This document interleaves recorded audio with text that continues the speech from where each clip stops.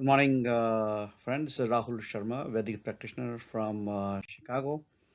And today I would be talking about my 26th video in my series of Vedic framework of personal, professional, and business success on the different sanskars we talk about. Today I'm going to talk about Vidhya Aarambh sanskar, that is the first day of the education. And please note that this is the special sanskar which Gurudev Pandit Shriram Sharma Acharya has introduced after doing the cleanup on all the old rituals, old sanskar. He removed the one which does not make sense in this today's world, but he also introduced few of them new. So I'm going to be talking about one of those new sanskar which Gurudev has introduced, which has a lot of significance, which you're going to learn through this video. And this is the narration from his Vangmay number 33, Shodas Sanskar Vivichan, and the Karamkand Bhaskar, where he really explained the significance of all the rituals, what we are going to be doing it. So let's understand about the Vidyaram Sanskar. So as I mentioned, Vidya is nothing but education. Aram is nothing but initiation or the first day, what we need to do. Basically, there is a purpose of doing that. So first purpose or responsibility is to reminder for the parents that they have the key responsibility of investing their time and money on their children's education, irrespective of they being a boy or the girl. I know these days we all treat them equal, but in the historical time, normally the education was given only to the boys and girls were kept at home just to teach them the cooking and other things. But this should not be the way. Whomsoever is watching this video, they are all equal and we need to invest the time and money equally for the education of boy and girl, whatever they want to achieve. The second purpose of this sanskar is teaching them the difference between the shiksha and vidya. I know these two are Hindi words, but I will be explaining them into next slides. One is the formal education and one is the informal education or the practical behavior, what we learn and get the wisdom. So we're going to talk about those two differences, which we need to know, and we need to keep educating our children as they keep growing on. And then of course, as child keep growing on, this is the foundation day, but it's the responsibility of parents to continue to teach them through this process of Vidyaram, to instill the habit of the hard work, concentration, discipline, and finding and pursuing their passion. So that's the main reason. And last thing would be to develop the consciousness about the omnipotent God in all direction, and to respect our teachers, our gurus and parents who are responsible to provide us that kind of shiksha and vidya, both of them together. So that's the main purpose of why you should do this Vidyaram Sanskar. If you've not done that, you can still do it. And those your friend circle who are getting their children right now, they are giving birth to child, you need to start educating them. That's your responsibility as a being a Hindu or being a Vedic practitioner. So let's talk about the various rituals, their details, and the analogy. First of all, Vidyaram Sanskar or initiation of education is recommended by the age 3 or before you are sending your child to a preschool. Anytime whichever is coming earlier, you need to plan and invite one of the priests from All World Gayatri Parivar or from Gayatri Parivar who understand the meaning of this, and they can do the good job in doing this sanskar for you. Now in this sanskar, the first thing what we do is Ganesh Pujan. Ganesh Pujan has multiple meaning. You already have seen my past video about the Ganesh Pujan for the detail, but in this particular perspective for the Vidyaram Sanskar, we are going to be talking more in terms of the actual Shiksha. As I told you, Shiksha and Vidya are two different things. Ganesh is the symbolic representation of Shiksha, which is wisdom and soft skill, which you cannot get in your school or college. You need to learn by watching your parents, reading other books, to acquire the discriminative power, to understand what is right and what is wrong for them. And then understanding being responsible versus disowning human duty. There are many things which we need to understand. This is definitely my responsibility as a human being, versus I can simply discard and say, no, I don't care about it. We need to start teaching the children by our own example and giving them a lot of stories. Enhancing the farsightedness. to understand the long-term impact of any action or habit which they are going to have on their health, family, society, and profit. Of course, for the child, it is very difficult to learn and understand now, but this is how the foundation. You need to record videos, pictures, and as they keep growing on every single year as a fresh memory, you need to keep talking about this item. And then the Ganesh Pujan or the wisdom also means the differentiation between the consciousness and the craziness. So that kind of understanding need to be taught. And then of course differentiation between the ideology and the misconception. So wisdom is very well defined and we need to be constantly putting efforts on that. I will recommend one of the interesting book on this topic, The Four Agreement, a practical guide to freedom by Don Miguel Ruiz. And this book represents the four agreements to be practiced which can lead to personal growth, happiness, and wisdom, which not necessarily you're going to get from your college degree or MBA or engineering or medical thing. You definitely need a wisdom and the practical guide. So this book is going to definitely help you with that one. So that's first of the ritual. Let's talk about the second ritual. We then do the Saraswati Pujan. All right, your priest or the volunteer from Gayatri Parivar is going to chant all the mantras and going to do all those formal ritual. But my purpose is just to teach you the meaning of this purpose. So Saraswati Pujan is the goddess of the formal education, the skill. The formal education, what you learn from your school and college about history, science, math, computer, chemistry, engineering, or medical, that's definitely very much required to have better earning and taking care of the self family. So as your child is going to grow to the age of 22, 23, 24, 25, by that time he should acquire that much of a skill that he can get a good job, high paying job, and then he can take care of him and his family very well, and then of course support the society. So this is the parents' responsibility to make sure that their child get into good school and college and work with them on daily basis to help them with their homework, their tuitions, and whatever it takes to make them successful. Just by finding a school, getting the fees does not end the responsibility of the parents. This sanskar is definitely more for the parents than a child at this time, where they need to understand that they have to carve out time out of their busy schedule from their career path to spend and invest time with their children. And it's not only the duty of mother, as you know, in the olden days, the father always get disengaged from the responsibility of education. Now it is both the father and mother who must engage in the education with their children to create interest in their projects and their experiments and understanding about their school, the teachers, and what kind of association their kids have, what they are liking, what they're not liking, is very important to understand that part. In this area of Saraswati Pujan, I'm going to recommend you two books. One is Make It Stick, The Science of Successful Learning by Peter and Mark, and the smartest kids in the world and how they got that way. So this book is going to definitely help you understanding the power of the formal education and why you need to be investing a regular time on a daily basis with your children about their school, their homework, and their understanding. So this was the second ritual. Now let's talk about the third ritual. Now as we start our education, of course we all used to start our education with the pencil or pen. In today's day, the smart kids might be using the iPads or maybe a stylus, or some people start with the crayon to start drawing. Whatever the thing you're going to use, we call it kalam, okay, in Hindi.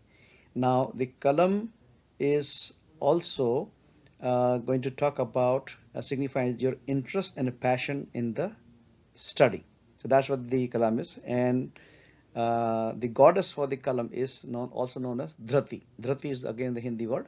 So Dhrati represents the interest and passion in the study. So we must do anything as a parent to create that kind of excitement, motivation, and deep interest in the education. If you feel that child is not liking the school or the teachers or the boys, you need to change the school, but make sure that his interest never dies. He need to be always excited to go to the school. And then share the example from the history or the current century of the successful heroes who did well in education to reach where they are today. And there are tons of examples available from your current year for last 5 years, 10 years, 20 years, people who went to the good school, college, and they are doing very well financially there.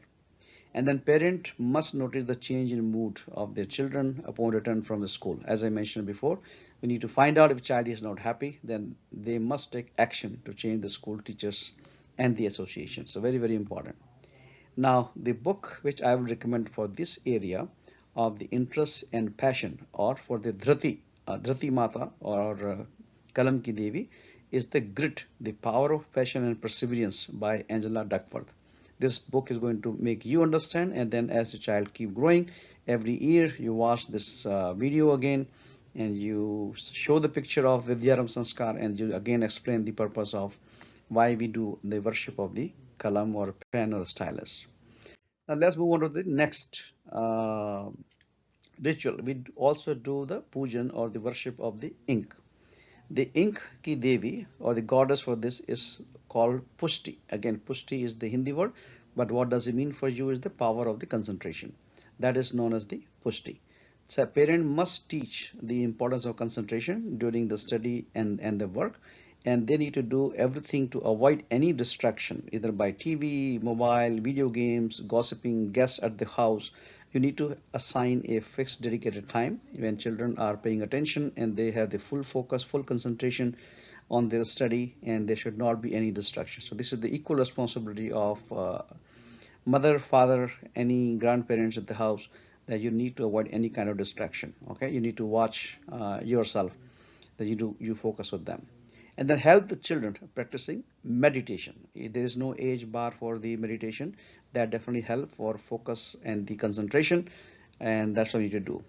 There are many games which are recommended to increase focus and concentration in today's world of distraction by mobile phone, such as chess, Sudoku, Lumosity, crossword puzzles, jigsaw puzzle, memory matching games, Rubik cube, spot the difference, Tower of Hanoi, dot and boxes, Rummy, and Carom. Okay, this games you can find out on any search engine, and find out and start putting that kind of extra hours into your plan, so that your child can increase his concentration. And again, the recommended book for this one is The Power of Concentration by Theodore Dumont. So you can understand why it is important for us to pay attention and do extra efforts to increase the concentration for your children and for yourself also. Again, I know this sanskar is a little longer, so I have to still keep going on. So next uh, ritual is the patti pujan. Patti we used to call in older days is the slate on which you write down, or the board with there. But these days we can use paper, or we can use iPad, or whatever thing you use. We worship that also. Now, what does it mean? The patti ki devi is the tushti. Tushti is again Hindi word, which again means the hard work or the labor is known as through the patti. So parent must teach the importance of hard work and share the stories and example of success using hard work along with passion and concentration. As a parent, you must also set up an example for doing the hard work in your work or home or garden, whatever you're doing, to see the results.